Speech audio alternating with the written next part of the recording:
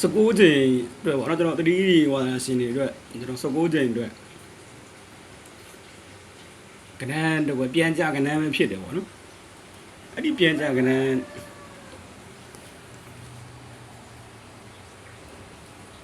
ပြန်ကြကဏ္ဍပြမယ်ဆိုရင်တော့ကျွန်တော်တို့ဒီ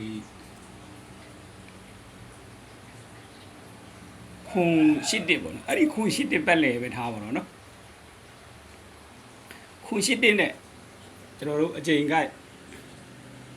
ကွာဝေးပါနော်ခုံ96ဆိုတာရှိတယ်ဒီမှာလဲတစ်ခုံရှိပတ်လေကျွန်တော်ဒီအချိန်ကိုက်အကွာဝေးပါခုံ65ပေါ့နော်ဒီခုနကဒီခုံရှိတစ်နဲ့ကျွန်တော်တို့ဒီ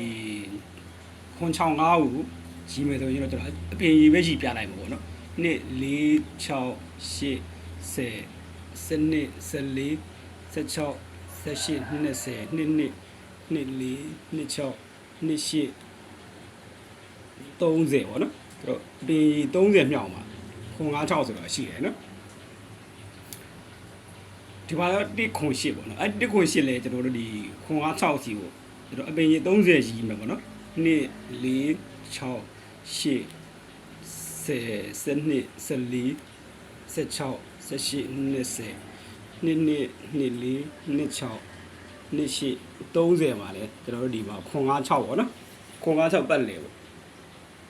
အဲ့ဒီပထမဆိုင်ရဲ့ကျွန်တော်တို့ဒီခွန်96ကနေတနေ့2နေ့3 4 5 6ခုနှစ်ပင်မှာဒီခုနှစ်6ဒီတဲ့ကျွန်တော်တို့နော်ခုနှစ်6ပေါ့နော်ခုနှစ်6ဒီအပေါ်ပြန်ကြကဏ္ဍဖြစ်တယ်နော်ပြန်ကြကဏ္ဍဖြစ်တယ်အဲ့ပြန်မကြခင်မှာဒီအပေါ်လေးလေး9ဒီတဲ့သူက1 2 3 4ပင်မြောက်ကဒီလေးလေး9ဒီသူက4ပင်မြောက်မှာအပေါ်မှာအရင်ချပေးထားခဲ့တာနော်ချပေးထားခဲ့ပြီးမှဒီကဏ္ဍလေးကဒီမှာချပေးပြီးမှသူ့ရဲ့အောက်ကဏ္ဍဒီနှစ်ထဲကပြန်ကြကဏ္ဍဖြစ်တယ်အဲ့ဒါကိုကျွန်တော်ကတကွက်ထဲပဲယူပါပေါ့နော်ကျွန်တော်တို့ပထမဆိုင်ဒုတိယဆိုင်ကဒုတိယဆိုင်ကခွန်65ပေါ့နော်အဲ့ဒီခွန်65နဲ့1 2 3 4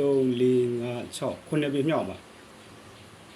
ဒီအချိန်မှာပြန်ကြကဏ္ဍဖြစ်ရမှာပေါ့အဲ့ပြန်ကြကဏ္ဍမကြခင်မှာလေသူ့ရဲ့အပေါ်က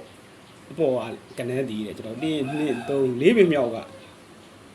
ခွန်89လေးက1 2 3 4ပြမြောက်မှာခွန်89လို့အရင်ချပြီးပြီပါတဲ့သူ့ရဲ့အောက်ကကဏ္ဍတည်အပေါ်ကပြန်ကြကဏ္ဍဖြစ်ရမှာဟောအဲ့ဒီပြန်ကြကဏ္ဍပေါ့နော်ပြန်ကြကဏ္ဍတည်ရဲ့ဒီနှစ်ထဲပြန်ကြကဏ္ဍတည်ကျွန်တော်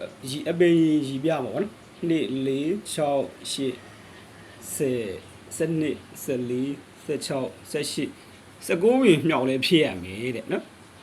19ပင်မြောက်လဲဖြစ်ရမယ်ပေါ့နော်ဒီ6ခုနှစ်ပေါ့နော်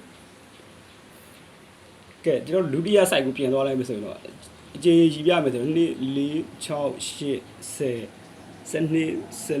16 18 19ပင်မြောက်ကကဏ္ဍဒီပြန်ကြအောင်ပေါ့နော်ဒီခွန်9ဒီပြန်ကြအောင်အဲပြန်ကြတဲ့အချိန်မှာကျွန်တော်ဒီပထမ site ကိုပြင်သွားမယ်ဆိုလို့ရင်းတဲ့ဒီခွန်6ခုနှစ်ဒီတဲ့2 4 6 2 4 6 8 10 12 14 16 18 20 22ပင်မြောက်မှာတဲ့856ပေါ့နော်856ရှိရမယ်တဲ့အဲ856ရဲ့တစ်နှစ်ကြော်လိုက်ပါတဲ့849ဆိုတာထောက်ထားရမှာပေါ့နော်အဲ့ဒီအထောက်ထားနဲ့လာပြီးပါတဲ့ဒီ6ခုနှစ်ကဆိုတော့ဒီအောက်ကကဏ္ဍအောက်မှာပြန်ချပေးထားတာပေါ့နော်ဒီခုံ9ဒီတဲ့2 4 6 8 10 12 14 16 18 20 22ပင်မြောက်မှာတဲ့658တဲ့နော်658ရဲ့တပင်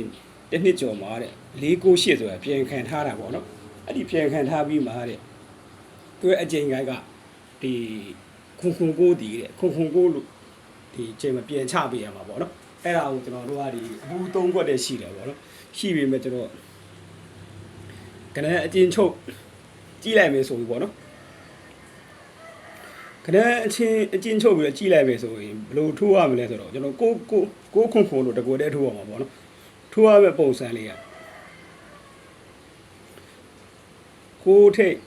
5ခါ6ပိတ်ပေါ့နော်956ဒီ10လို့ဖြစ်လို့မို့တဲ့သူ့ရဲ့အပေါ်မှာ365ဒီ17လို့ဖြစ်ထားတာပေါ့နော်3 1နှစ်ဖြစ်မယ်ဆိုရင်ကျွန်တော်တို့ဒီနှလုံးပေါင်းချင်းနှစ်ဖြစ်နေတော့ကျွန်တော်တို့ကိုထဲမှာ ကိုထိတ်ထဲမှာနှစ်ဖြစ်မှာပေါ့နော်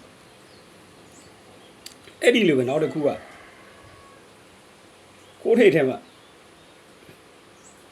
3ကြား1ကိုထိတ်ဆိုတော့2ပေါ့နော်3ကြား1 2လို့ဖြစ်တာပေါ့နော်အဲ့3ကြား1 2လို့ဖြစ်ပြီးတော့တဲ့ကျွန်တော်တို့ဒီ